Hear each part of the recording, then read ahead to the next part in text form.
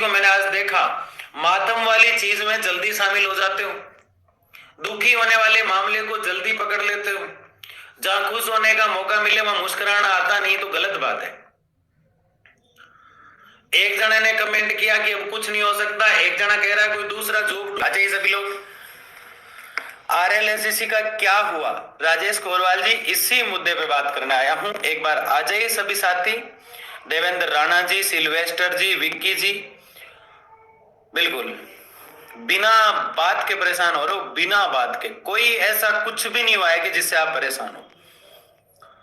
जानकारी के अभाव में इतना दुखी हो रहे हो आप, जानकारी की कमी है इसलिए इतना दुखी हो रहे हो। ऐसा कुछ भी नहीं हुआ कि आपको दुखी होना पड़े। बजट एक पार्ट था सरकार का जो आ गया, इसका मतलब ये नहीं कि नोटिफिकेशन कल परसों फिर आने वाले समय में जारी नहीं हो सकता। बस ये उम्मीदें थी कि इसमें जारी हो जाएगा, नहीं हुआ तो इसका मतलब ये थोड़ी है कि आरएलएससी खत्म हो गया, विभाग खत्म हो गया, सब कुछ खत्म हो गया। बस ये संघर्ष को थोड़ी और मजबूती देनी है, ये मैंने कल ही बता दिया आपको। एक बार आ जाए सभी, और जो आए हुए हैं उनसे रिक्वेस्ट है कि सभी साथी के आने तक वेट करें। ऐसे भगदम करके फिर ग्रुपों में चैट देखोगे फिर और दुखी होगे। रामचंद्र जी हुड्डा कह रहे राम राम जी, राजेश कोरवाल जी कह रहे राम राम, कृष्णा जी कह रहे राम राम, नरसी कुडी जी राम राम, नारायण सेन जय सिया राम, अनिल सैनी जी राम राम, देवेंद्र राणा आते ही कुछ भी भाई साहब वोकेशनल का क्या होगा। शीतल दीक्षित जी, वोकेशनल आरएलएससी के दायरे में लाने का प्रयास चल रहा है। उसके अलावा जो हेल्थ केयर वाले हैं उनको जिनकी रीज्वाइनिंग नहीं हुई उनको लेके जो है 7 दिन का अल्टीमेटम ऑफिस ने मांगा है। ऐसा पवन जी बिश्नोई जो प्रदेश अध्यक्ष है वोकेशनल के, उनसे मेरी बातचीत में बात हुई।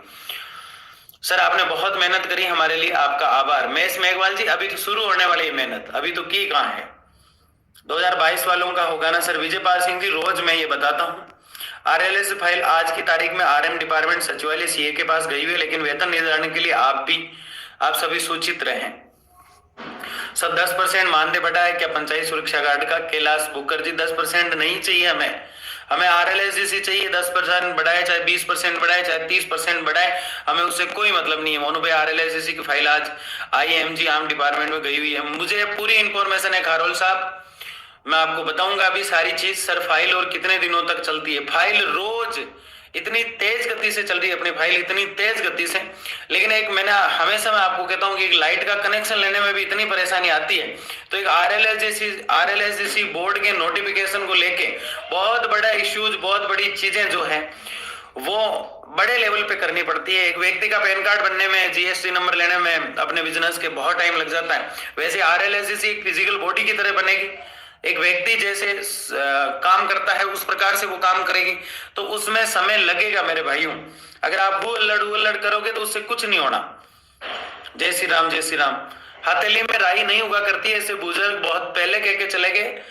जल्दबाजी से काम नहीं होते। आप में से कई जने कहते हैं आगे पीछे का कुछ पता नहीं, धरना कर दो, हड़ताल कर दो, भूख हड़ताल की बात लिखते हैं, वो काफी सोच समझ के लिखते हैं। तो धरना की बात अभी आप कर रहे हैं, धरना नहीं देना, पर इस महीने कुछ नहीं किया तो 10 मार्च तक आचार संहिता लग जाएगी। ये सच है कि मार्च के महीने के आसपास आचार संहिता लग जाएगी। और मैं आपको एक सिग्नल या फिर एक बात सीधी सीधी कह देता हूं, मतलब हम प्रयास करेंगे अगले 15 से 20 दिन तक, क्योंकि हमारी रनिंग बहुत अच्छी चल रही है। जिस प्रकार से फाइल का काम चल रहा है, उस काम को जिस प्रकार से गति मिली हुई है, उस हिसाब से मुझे लगता है कि बहुत जल्द अच्छा प्रोसेस रहेगा। फिर भी नहीं मिलता है तो आचार संहिता से पहले एक जबरदस्त वाली हवा चलेगी। आचार संहिता आने वाली है, उस समय सरकार हड़कंप में रहती है, वो फटाफट काम करने में लगी रहती है। मेरी बात को ध्यान से सुनना, मैं जो बात बता रहा हूं उसको ध्यान से सुनना। जो धरना कर रहे हैं उनके दिमाग से निकल जाएगा कि धरना कब करना है, ठीक है ना। अब मैं थोड़ा सा आपको फ्लैशबैक में ले जा रहा हूं। कांग्रेस पार्टी जब दोबारा सत्ता में आने के लिए, उस समय आचार संहिता लगने वाली थी, बहुत हड़बड़ाहट में काम कर रही थी। जिस दिन शाम को आचार संहिता लगनी है उस दिन 2 बजे वो है कैबिनेट की मीटिंग रख रही थी, और उस कैबिनेट मीटिंग में ही आरएलएससी बोर्ड का गठन हुआ। क्यों? क्योंकि उस समय बहुत बूम बाम किया था और काफी एक्टिव थे हम लोग, इसलिए वो बोर्ड बन गया। ऐसा ही लोकसभा के इलेक्शन से पहले, आचार संहिता लगने से पहले, हर सरकार जो है थोड़ी बौखलाहट में आती है, थोड़ी घबराहट में आती है, और उस समय अगर प्रेशर हम बना लेते हैं तो जो चाहते हैं वो होता है। अब बात को अगर समझ गए तो फिर लगाओ थम, अगर नहीं समझे तो फिर मुश्किल है समझाना। ऐसे कोई नहीं बताता, ऐसी बात है ना।